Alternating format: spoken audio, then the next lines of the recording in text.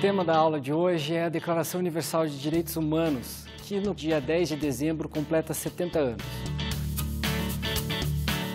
Narrativa do documentário vai ter a sala de aula, né? Falando historicamente, né, da declaração. Como a gente deve interpretá-la e qual o sentido que ela tem para os dias de hoje eram os temas que eu gostaria de falar com vocês. Vai intercalando com esse debate e com as opiniões de especialistas, juristas. A Declaração Universal dos Direitos Humanos, ela trouxe no seu texto um conjunto muito importante de direitos a serem assegurados dentro dos seus 30 artigos.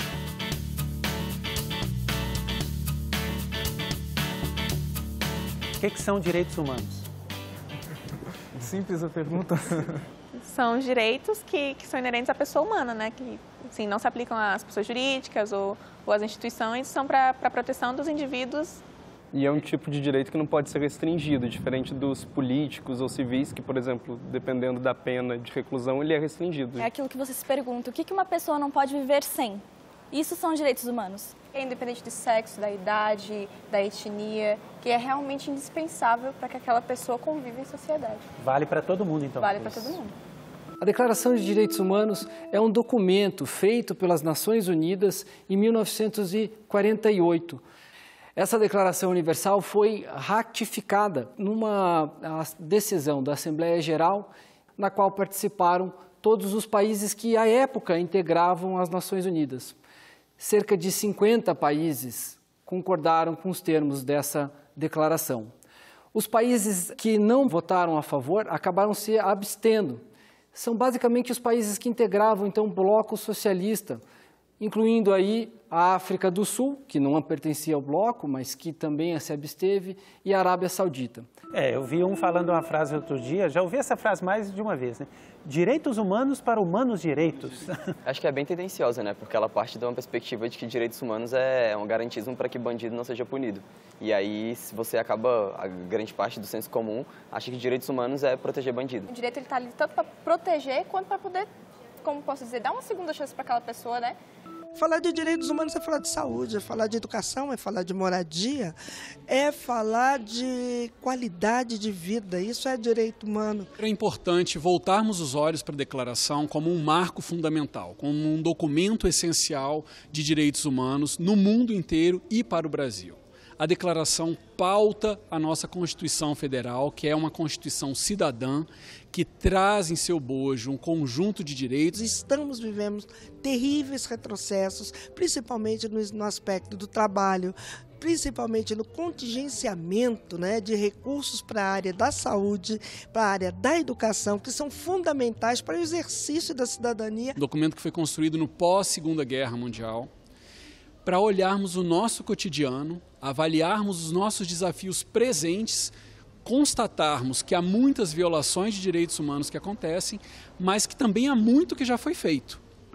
O problema é que nem todas essas normas são seguidas ou são cumpridas de acordo com o que o direito internacional dispõe. Os Estados têm uma margem de discricionariedade para conformar as suas leis à luz do que dispõe o direito internacional. E é nessa relação que a gente hoje deve pensar qual é o papel da Declaração Universal de Direitos Humanos. No Brasil, e é na Constituição Federal que você vai encontrar a sinalização que essa norma deve receber. Lá diz que a República Federativa do Brasil também vai adotar os princípios e direitos previstos em tratados e convenções de que o Brasil faz parte. Embora a declaração não seja a rigor nenhum tratado, nenhuma convenção, ela é uma norma de direito internacional, está em pé de igualdade a essas demais normas. E, evidentemente, pelo menos no Brasil, poderia ser utilizado como fundamento para invocar direitos e lutar por eles no Poder Judiciário. Todos são iguais perante a lei e têm direito, sem qualquer distinção, à igual proteção da lei, sem discriminação. Eu me deparo o tempo todo com as desigualdades de gênero que em 30 anos de Constituição Democrática a gente não foi capaz de distinguir. Então, é uma ilusão a gente falar que esse artigo de indiscriminação, de igualdade está totalmente efetivado, porque não está. A gente ainda tem violência doméstica, a gente ainda tem feminicídio, a gente ainda tem desigualdade salarial. As mulheres nascem diferentes porque elas têm um caminho diferente a percorrer, as pessoas LGBT nascem diferentes porque elas têm outro caminho a percorrer, os negros nascem diferentes porque a sociedade se estrutura de formas diferentes para cada uma dessas pessoas.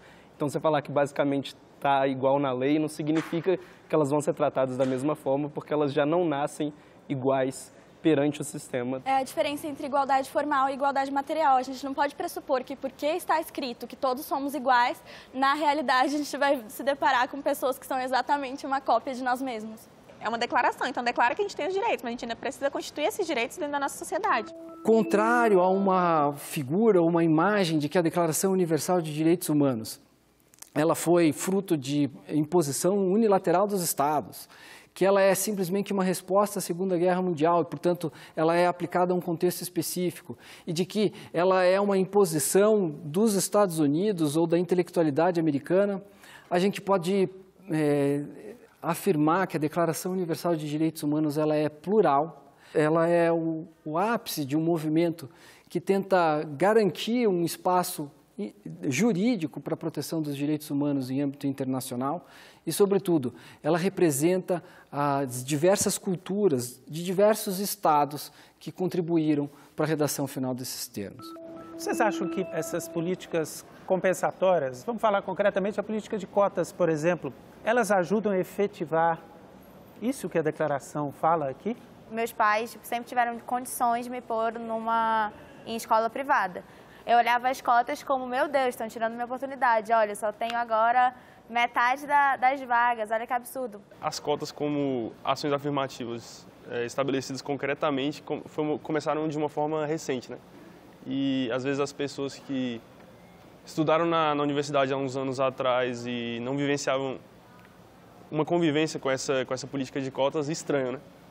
Aí parte muito para aquele ideal da meritocracia. Eu sou cotista aqui na Universidade de Brasília e eu estudei minha vida inteira em escola pública e sempre com muito esforço, porque realmente são parâmetros totalmente diferentes de ensino. Depois que você cresce como pessoa e começa a conviver num espaço tão aberto, que eu acho que é o que a universidade e a faculdade proporciona, que é um expandir de mentes mesmo, você percebe o quão importante é você ter essa representação, porque é aquilo, ninguém parte do mesmo ponto. Todo ser humano tem direito à instrução. A instrução será gratuita, pelo menos nos graus elementares e fundamentais. Eu tenho uma experiência muito pessoal com a educação, porque além da minha própria educação dentro da universidade, tem a questão da minha mãe ser professora de EJA, né, que é Educação de Jovens e Adultos. Então, quando eu saio da universidade e tenho a oportunidade de visitar minha família em São Paulo, e eu entro na sala de aula e eu vejo minha mãe com os alunos dela, eu vejo quantas pessoas são privadas desse direito básico de educação. Ela tem aluno de 80 anos que está dentro de uma sala de aula tentando aprender a ler. A gente pega um ônibus e a gente consegue ler o letreiro. Essas pessoas não conseguem. A educação é um direito e é também um dever. Como ela é obrigatória, não existe para as pessoas a opção de não frequentar um ensino formal, pelo menos até os 17 anos. A gente tem até estudos que comprovam países que conseguiram evoluir, baixar os seus níveis de violência, a partir de um investimento em educação. Nós somos responsáveis por exigir, como pais, como alunos, perante a escola e, se necessário, usar o Ministério Público, a Defensoria Pública, para exigir, hoje eu digo qualidade, porque acesso nós conseguimos oferecer para todos. Todo ser humano tem o direito de deixar qualquer país, inclusive o próprio, e a esse regressar. Hoje em dia o que a gente mais está tendo são países fechando as fronteiras e fazendo uma certa demonização dos imigrantes, enfim, por uma série de questões subjetivas ou até mesmo exteriores do próprio país. Todo ser humano tem direito à liberdade de locomoção e residência dentro das fronteiras de cada estado. A mobilidade urbana faz parte desse direito? Com certeza. A questão do transporte é um direito que nós temos, transporte fácil, rápido e de qualidade. Brasília foi uma cidade planejada e foi crescendo demasiadamente e tudo que foi pensado nela foi pensado para o plano piloto. Quanto mais distante do centro, mais difícil de você acessar os polos de conhecimento, de cultura, mais direitos são violados e mais distante você está do próprio poder, né, que poderia te dar o auxílio, ou até mesmo da própria Declaração de Direitos Humanos, que às vezes não chega lá. Eu moro em Ceilândia e eu dou uma hora para vir para cá, por exemplo, de ônibus, 2 horas. Como se fosse um crime que você faz com a pessoa, não dá o mínimo para ela exercer as atividades que ela precisa para, sei lá, estudar, para ir comer, para lazer. Aparecem umas reportagens das pessoas se enfiando assim em ônibus. É triste de ver, na verdade. Aqui fala também sobre o direito à segurança, né? Tem um pouco a ver com isso. O direito à segurança ele existe para poucas pessoas, geralmente para quem consegue pagar ou geralmente para quem faz parte de um grupo privilegiado que pode ser protegido por essa segurança estatal. Não tem como dizer que não é importante, porque como que a pessoa vai andar na rua, desempenhar as funções que ela tem que desempenhar no dia a dia dela, normalmente, se ela não tem o direito à segurança. Só que a gente vê, hoje em dia, isso se tornou um pretexto para você estabelecer uma certa discriminação com outras pessoas, ao invés de enxergar que, na verdade, todo mundo está precisando de segurança da mesma forma que você. Eles procuram um inimigo fácil, um alvo fácil, normalmente um setor mais fragilizado da sociedade. Então, às vezes, culpar, por exemplo, os moradores da favela por toda a insegurança de uma cidade, de uma região, é colocar a culpa em muitas daquelas pessoas que são vítimas da própria insegurança. Então, é um discurso mais simplista. Eu percebo que muitos grupos da sociedade, que são grupos defensores dos direitos humanos, são muito reticentes em falar de segurança pública, de políticas de segurança, mas o fato de se deixar de lado esse debate também não é deixar de alcançar um direito humano, que é o direito à segurança para todos. Essas organizações, elas caminham na ideia de propor soluções cada vez menos punitivistas, com menos a noção de armar o Estado, de levar a polícia, de revistar a mochila. Então, ir para lá com o Estado como aparelho repressor não vai servir de nada, porque a comunidade já está instalada sobre aquele clima. E aí, na hora de separar quem é quem, o joio do trigo, o Estado não tem essa capacidade. Como que você vai entrar numa comunidade, numa favela, e separar quem é o cidadão que está lá vivendo sob o crime organizado, que não tem escolha, e aquele que está lá organizando tudo aquilo? Porque, na verdade, quem está organizando tudo aquilo não está lá. No Brasil, isso acabou sendo deturpado um pouco na década de 90. Fez com que várias pessoas associassem os direitos humanos e os instrumentos internacionais próprios para isso a um discurso que não fosse punitivista, que fosse leniente com a atuação do Estado no respeito de garantias fundamentais. Enfim, algum discurso que colocasse uma imagem negativa para os direitos humanos. Ninguém será submetido à tortura, nem a tratamento ou castigo cruel, desumano ou degradante. Vocês acham que vale uma torturazinha, assim, para pegar uma confissão de um preso? Eu acredito que isso é um absurdo, assim, que eu não vou nem conseguir expressar aqui sem me exaltar, mas se você tem um país em que se permite legitimamente a tortura, esse país não é um país democrático. No Brasil, uns anos atrás, a gente teve aqueles grupos que cometiam a justiça com as próprias mãos nas ruas, amarrando as pessoas em poste. Isso vai virando uma onda crescente. E aí o mal, a violência, ela fica banalizada, e aí você faz aquilo para conseguir uma confissão, aí depois eu faço para descobrir um esquema, aí depois eu faço para conseguir isso e aquilo, e vai num esquema crescente. Eu vejo muito, principalmente nesse cenário político atual, as pessoas falando, o bandido merece pagar, ele merece apanhar, E eu acho que as coisas não funcionam assim. Você não pode pagar nada com tortura, na verdade. Com violência nenhuma, né? As pessoas estão deixando de acreditar no sistema, da justiça, do julgamento e da punição. E estão querendo ir além disso e querer, fazer justiça com as próprias mãos. Não deixa de ser uma pessoa que também tem direitos. Então, tem que trabalhar isso. Acredito que a Declaração de Direitos Humanos não dá espaço para nenhum tipo de tortura. E se um país é signatário dela, ele não pode, de forma alguma, deixar que isso aconteça sobre o governo dele. Ninguém será mantido em escravidão ou servidão. A gente sabe que em alguns locais do país é uma prática que ainda é até recorrente. Principalmente no meio rural, né? Eles não têm como se locomover para ver as suas famílias, eles têm condições degradantes, insalubres de moradia, jornadas exaustivas de trabalho. Isso fere os direitos humanos em vários níveis. A segurança dos direitos humanos é você ter um trabalho que te assegure ganhar com dignidade o seu recurso para você manter você e sua família. A família é o núcleo natural e fundamental da sociedade e tem direito à proteção da sociedade e do Estado. De qual família a declaração está falando? É um termo aberto, né? Cabe várias interpretações, né? Mas a família, por mais que seja um conceito tradicionalmente conservador de homem e mulher, hoje a gente vê que essa não é a realidade. Tem muitas mães solteiras, existem hoje casais LGBTs e todos esses tipos de famílias compõem a sociedade. Inclusive, quando o STF julgou a questão do casamento homoafetivo, ele deixou isso bem claro, ao mostrar que um princípio de dignidade da pessoa é maior do que esse tipo de restrição quando se trata de um conceito como a família. A gente não pode esperar que todo mundo tenha uma família igual, a gente tem que aceitar conviver com as diferenças também.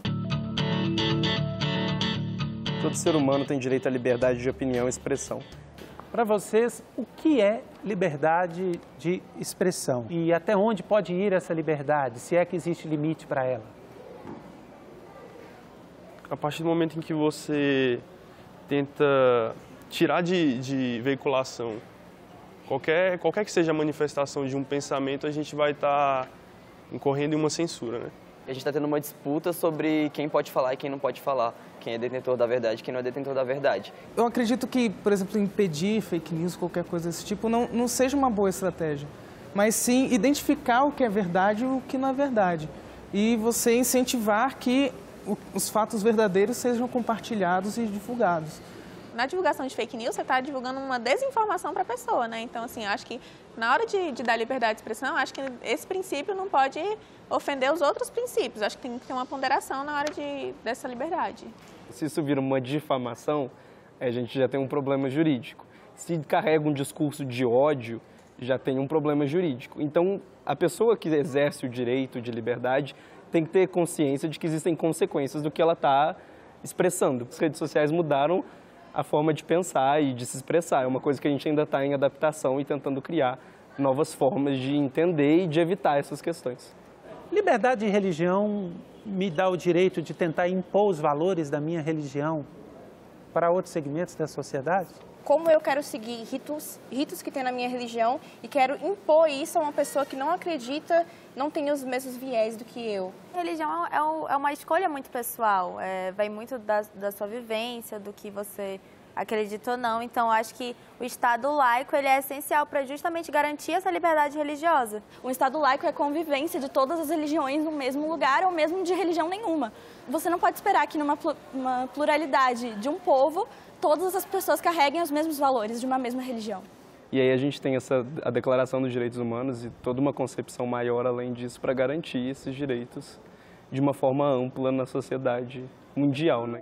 Então, quando a gente fala de direitos humanos, a gente fala de desenvolvimento. Houve avanços? Houve, claro, isso é inegável, mas a gente ainda tem muita coisa para avançar e temos que trabalhar muito para não perder as conquistas que a gente já obteve, né? É aquela utopia que você caminha 2 passos e há 2 passos a mais a serem seguidos. Então, é um desafio constante, não só para o Brasil, como para todas as nações. E a gente tem também a questão do financiamento, né? Da necessidade de recursos. Então, é necessário transformar a forma como a gente faz política pública para que a gente possa atingir as metas colocadas. Que ninguém seja deixado para trás em matérias de direitos humanos. O que o Constituinte queria era, portanto, que o Brasil estivesse plenamente integrado à Ordem Internacional de Direitos Humanos. É por meio dessa integração que você garante a democracia. Direitos humanos e democracia caminham lado a lado. Não é possível você separar direitos humanos da ideia de democracia. Se você respeita a democracia, você respeita direitos humanos. São conceitos indissociáveis. Bom, muito obrigado.